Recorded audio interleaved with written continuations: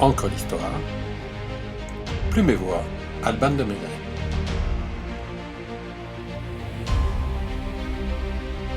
L'affaire des poisons. Scandale à la cour.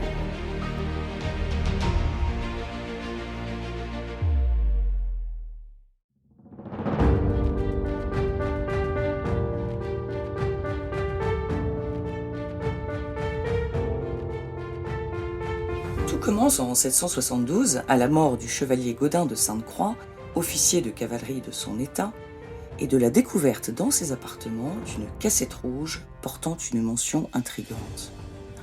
À n'ouvrir qu'en cas de mort antérieure à celle de la marquise.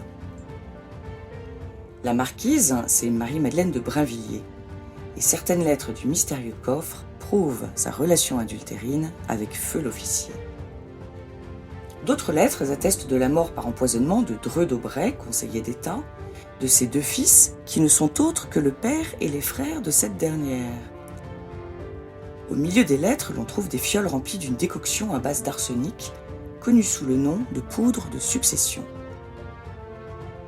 Voici déclenché le scandale le plus sulfureux du grand siècle, l'affaire des poisons. Il semblerait que la marquise de Brinvilliers manifeste très peu d'état d'âme à se débarrasser des personnes qui l'encombrent. 2 frères, ce sont 2 parts d'héritage en moins. Un père vivant, c'est repousser la lecture du testament. Un mari, c'est empoisonnant quand on a un amant. Le marquis, étonnamment, échappe à la mort par excès de soupçons et de précautions. Fort de ses pièces à conviction, M. de la Reynie cite à comparaître en justice la suspecte, mais celle-ci s'échappe en Angleterre. Les tentatives de Colbert pour la faire extrader sans incident diplomatique sont vaines. Si le roi d'Angleterre voulait bien la faire arrêter, la faire mettre aussitôt en un bâtiment et l'envoyer promptement à Calais, cela serait fait et exécuté auparavant que personne en eût connaissance. Le 25 mars 1676, après 4 années de traque plus ou moins zélées, l'officier de police parvint enfin à arrêter Marie-Madeleine, réfugiée dans un couvent belge à Liège. Une fois prise, l'empoisonneuse est écrouée à la conciergerie et subit un long procès au cours duquel elle nie son implication dans les assassinats. Précaution inutile, car comme le dit le philosophe Francis Bacon en 1620, les preuves sont un antidote contre le poison des témoignages.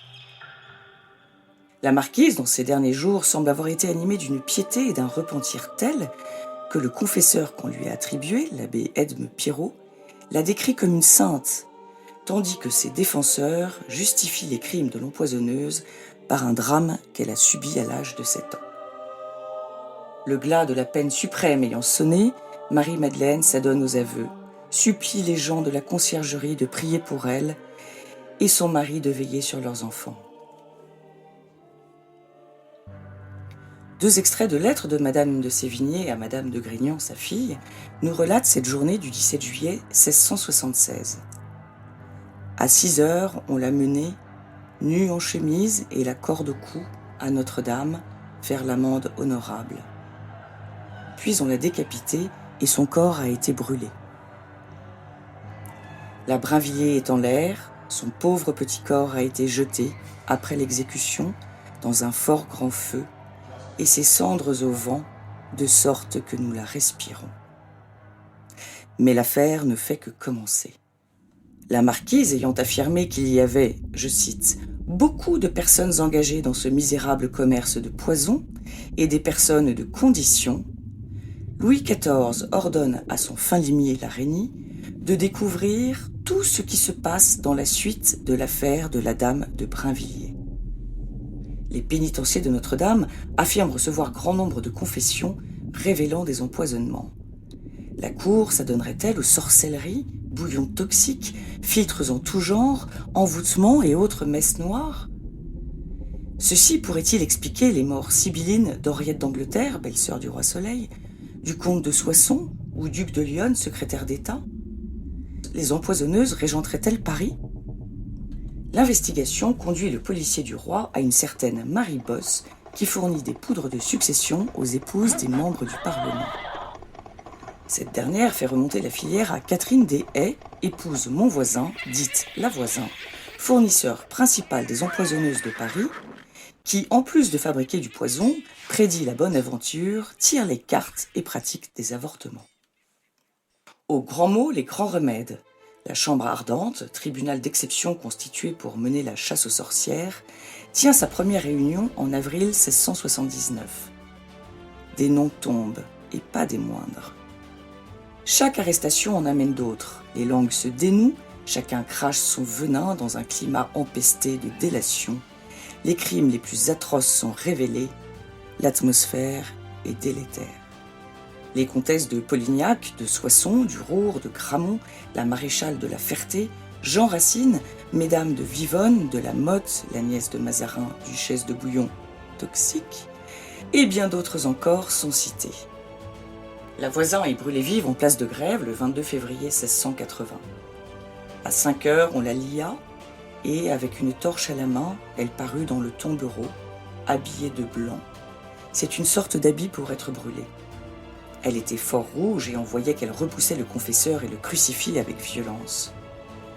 À Notre-Dame, elle ne voulut jamais prononcer l'amende honorable, et devant l'hôtel de ville, elle se défendit autant qu'elle put pour sortir du tombereau. On l'en tira de force, on la mit sur le bûcher, assise et liée avec du fer. On la couvrit de paille, elle jura beaucoup, elle repoussa la paille 5 ou 6 fois, mais enfin le feu augmenta et on l'a perdue de vue, et ses cendres sont en l'air actuellement. Voilà la mort de Madame Voisin, célèbre par ses crimes et son impiété, nous raconte encore Madame de Sévigné. La Chambre ardente, ou Cour des poisons, juge sans appel 442 personnes et prononce environ 36 condamnations à mort, 23 au bannissement, 5 aux galères. Peu après l'exécution de la Voisin, sa fille, appuyée par une soixantaine de personnalités compromises, avance le nom de Madame de Montespan, maîtresse officielle de Louis XIV. Les soupçons sont écrasants, les preuves trop précises, scandale. La belle Athénaïs, celle que Madame de Sévigné décrit d'une beauté à faire admirer à tous les ambassadeurs, celle qui fait briller à la cour l'esprit des Mortemart et d'une jalousie sans borne. Elle supporte mal les faveurs que le roi porte à Madame de Fontanges, une rivale dangereuse qui meurt prématurément dans des conditions nébuleuses. La favorite aurait fait pratiquer des rites sur son corps, ingérer des poudres pour garder les sentiments du roi et fait empoisonner son ennemi. C'en est trop, l'affaire va trop loin, trop haut. Louvois et Colbert, qui se détestent, s'en mêlent. Le roi fait suspendre la Chambre ardente, enfermer les accusateurs d'Athénaïs, retirer les pièces compromettantes et mène une éviction discrète de Madame de Montespan, qu'il continue néanmoins de voir chaque jour en rendant visite à leurs 7 enfants, avant qu'elle ne se retire dans un couvent en 1692. À la mort de la Régnie en 1709, Louis XIV brûle en présence de Madame de Maintenon tous les papiers que son fidèle officier avait soustraits au procès selon ordre du roi, pensant étouffer à tout jamais le scandale royal. Il ignorait que la Régnie les avait tous consignés et répertoriés et qu'il ferait quelques siècles plus tard le bonheur d'historiens en quête d'arsenic et vieilles dentelles.